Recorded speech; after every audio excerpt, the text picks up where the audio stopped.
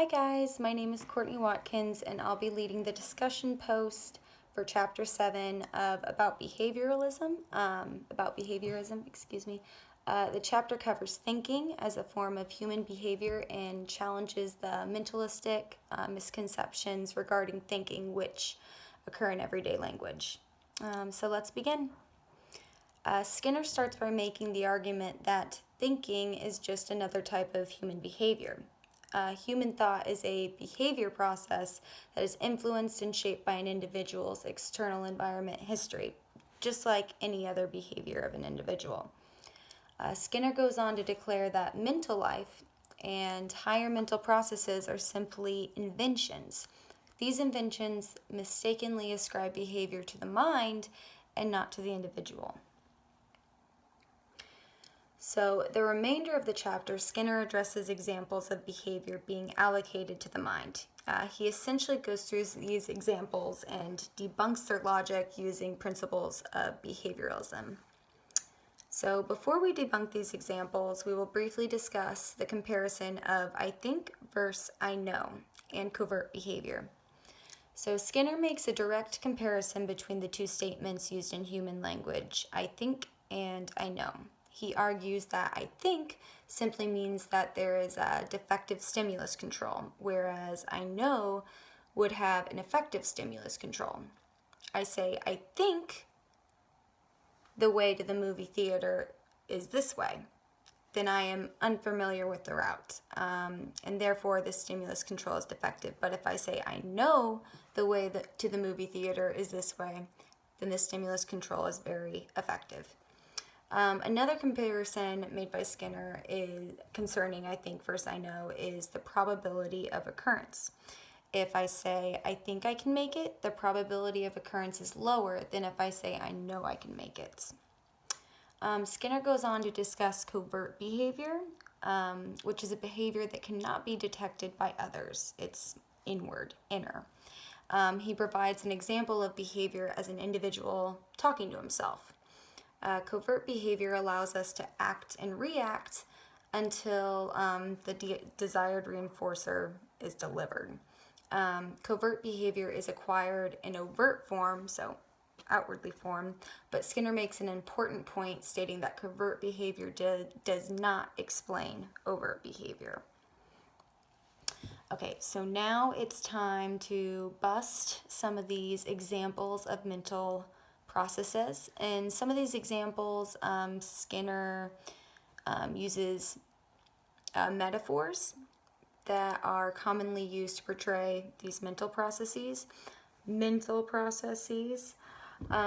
metaphors oftentimes make reference to physical machinery and apply their physical functions to the principles of thinking. Skinner argues against these metaphors and discusses how human thought is actually a behavioral process. So the first example he gives is the cognitive control of stimuli, and this refers to a metaphor we hear a lot of times of tuning in or tuning out something. This metaphor is most likely referring to the function of like a TV or a radio, how you can tune into a station or a channel that you want to watch, and then when you tune out, obviously the frequency doesn't match and all you get is static.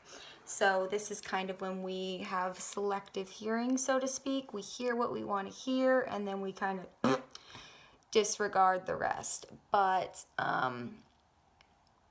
what Skinner explains in this example is that attention is not a mental process, but instead it's based on contingencies underlying the process of discrimination. And discrimination is a behavioral process.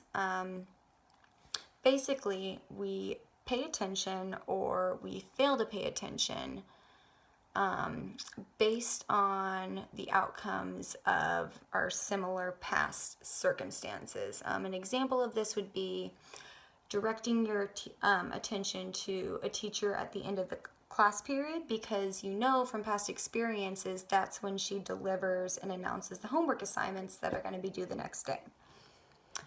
So this next example, we're going to be looking at search and recall.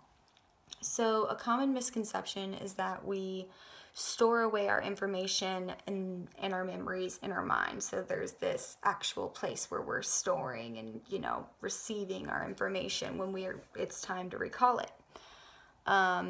And this is similar to the way that a computer stores its information. It has memory storage, which saves our data, and we can go back and get it whenever we need. So I really like this example because it reminds me of one of my favorite shows, Sherlock, with Benedict Cumberbatch. And in the show, he enters something called his mind palace, which is this visual representation of like a house where he stores all his memories, and he can go in his mind palace and find whatever he needs, and because it's all stored there. I think Skinner would get a good kick at this today if he saw that. But so what Skinner argues is that with this metaphor, a probability is substituted for accessibility in instances of recall. So he makes the distinction that techniques to enhance our recall work to just strengthen the probability of those responses and not to better organize the storage of memory in our brains.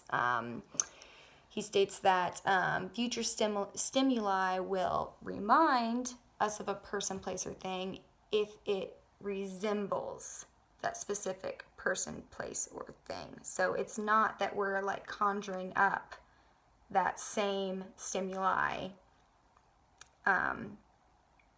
mentally. It's just producing similar circumstances for us to respond to. Okay, so next, Skinner tackles solving problems.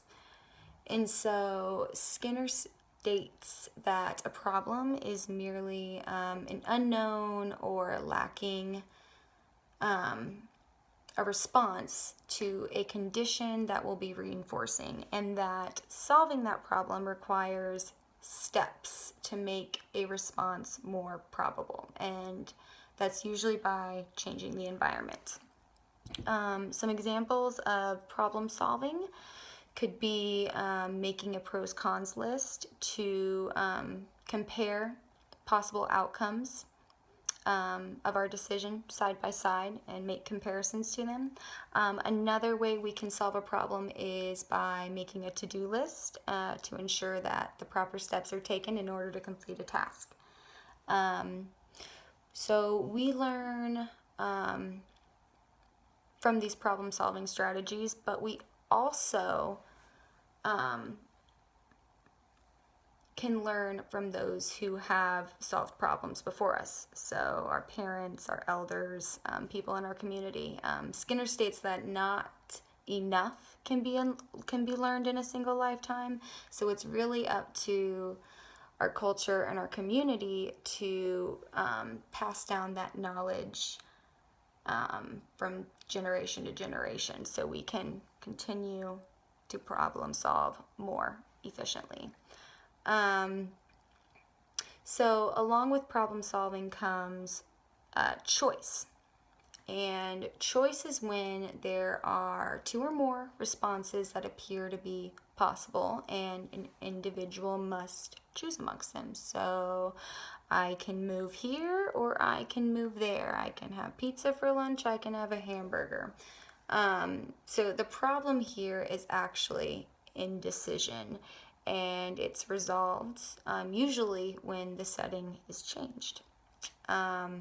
The phrase humans make choices can be translated into behavioral terms by stating, in a situation with multiple possible outcomes, any decision-making behavior which strengthens one response and makes the other unlikely is reinforced. So basically, in a situation when we're given two different options. By making one choice, you're going to strengthen that choice, and then the other one's going to become more likely. That situation's going to be reinforced as a whole. Okay, so creative behavior is next, and Skinner makes a comparison of creative behavior to natural selection to account for novel verbal behavior or original thought that can occur.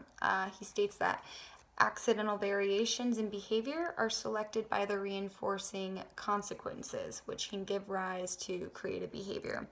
And the results of the creative behavior are reinforced when the results are beautiful, like in artwork, or when they're successful, like creating and discovering a new invention or formula in science or math.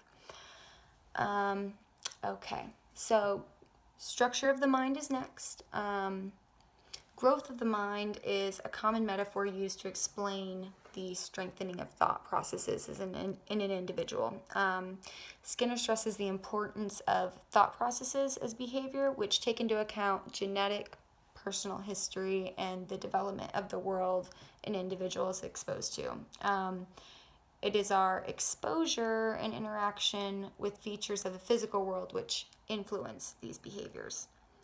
So finally, and I'm going to be quick because I know I'm over time, Skinner addresses the thinking mind. And mind is sometimes thought of as a place where information and thoughts flow from one to the next, to the next, to the next. And the metaphor stream of consciousness comes into play here.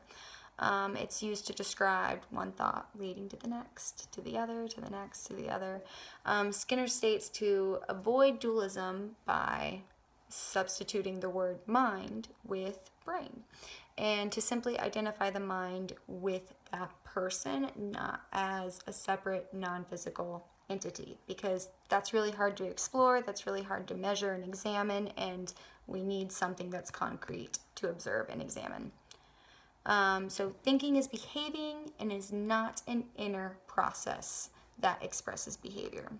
So I'm going to conclude this discussion with a quick open-ended question.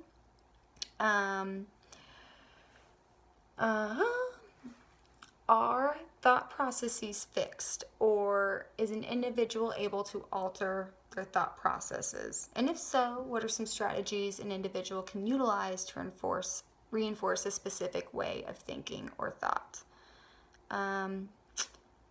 That's it for me. Thanks, guys. Have a good night.